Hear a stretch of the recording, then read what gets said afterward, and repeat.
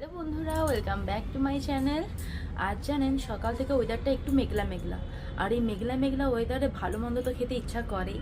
তাই আজকে আমাদের বাড়িতে হচ্ছে মাটনের ঝোল আর ভাত। আপনাদেরকে দেখাবো মা বানাচ্ছে মাটনটা, কিভাবে বানাচ্ছে সেটাও দেখাবো।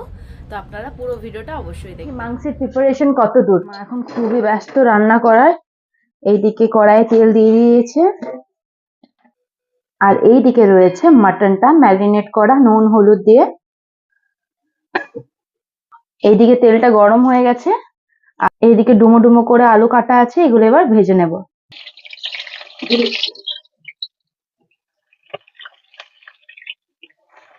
মাংসতে আলু খেতে আপনারা কারা কারা পছন্দ করেন অবশ্যই কমেন্ট করে জানাবেন। এইদিকে এখন মাটনের আলুটা ভাজা চলছে। মাটন তো হচ্ছে, এছাড়াও অনেক রকমেরই তরকারি হয়েছে, তার মধ্যে এটা হচ্ছে ডাঁটা দিয়ে আলু দিয়ে পোস্ত হবে, তার জন্য ডাঁটা এবং আলুটা ভাজা হচ্ছে। আর এইদিকে দেখাই, এইদিকে রয়েছে নিম বেগুন ভাজা, আর তার নিচেটাতে কি আছে দেখাই, এইটাতে রয়েছে পালং শাকের মানে শীষ পালং দিয়ে কুমড়ো দিয়ে বেগুন দিয়ে আলু দিয়ে একটা চচ্চড়ি। আর নিম বেগুন খেতে আপনারা কারা কারা পছন্দ করেন।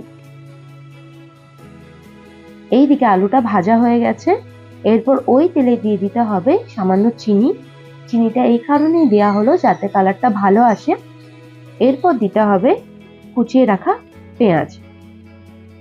এখানে 1.5 কিলো মাটন আছে, সেই অনুযায়ী 2 থেকে 3টে বড় সাইজের পেঁয়াজ এখানে কুচানো ছিল, ওটাই দেওয়া হয়েছে। এরপর পেঁয়াজটাকে ভালো মতো ভাজতে হবে। এইদিকে পেঁয়াজটা ভালো মতো ভাজা হয়ে গেছে, দেখতেই পাচ্ছেন ব্রাউন কালার চলে এসেছে। এরপর দিতে হবে সামান্য পরিমাণে জল। জলটা এই কারণেই দেওয়া হলো যাতে পেঁয়াজটা পুড়ে না যায়। এরপর দিতে হবে আদা রসুনের পেস্ট। এখানে আদা রসুন এবং কাঁচা লঙ্কা 3টেই বাটা আছে একসাথে, তো ওটাই দেওয়া হলো। এরপর দিতে হবে জিরে গুঁড়ো, এরপর দেওয়া হচ্ছে ধনে গুঁড়ো, লাল লঙ্কার গুঁড়ো, আর দেওয়া হচ্ছে হলুদ গুঁড়ো। নিয়ে ভালো করে সব মশলাটা কষিয়ে নিতে হবে। একটু জল দিয়ে দিয়ে কষাতে হবে, তাহলে জিনিসটা ভালো মতো কষানো হবে। আর এইদিকে মা এখন কাটছে টমেটো মাংসতে দেবে বলে। তো এইদিকে মশলাটা ভালো মতো ভাজা হয়ে গেছে। আপনাদেরকে বলতে ভুলে গিয়েছিলাম, তেলের সাথে দিতে হবে তেজপাতা। তো এইদিকে ভালো করে মশলাটা কষানো হয়ে গেছে, তেল ছেড়ে এসেছে দেখতেই পাচ্ছেন। এরপর দিতে হবে টমেটো কুচিটা, আবারও ভালো করে সবকিছু মিশিয়ে নিতে হবে।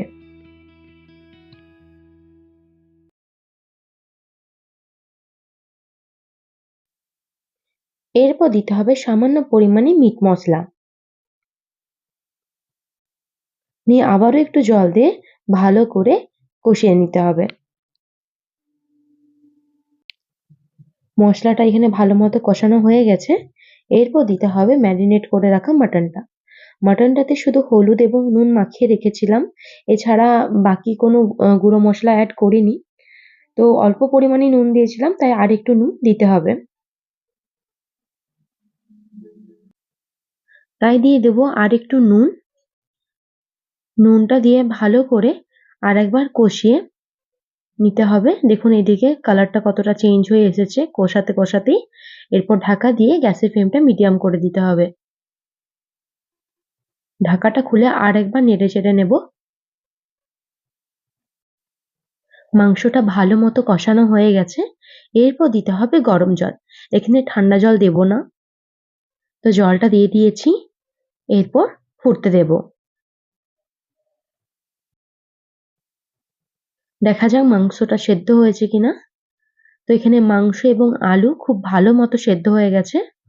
এরপর গ্যাসের ফ্লেমটা মিডিয়াম করে ধনেপাতা উপর থেকে ছড়িয়ে দিয়ে ঢাকা দিয়ে দিতে হবে। তাহলেই রেডি গরম গরম মাটন। চলুন তাহলে খাওয়া যাক গরম গরম মাটন আর ভাত। এখানে আমি বসে পড়েছি খেতে। তো বন্ধুরা, কেমন লাগলো আমার ভিডিও অবশ্যই কমেন্ট করে জানাবেন।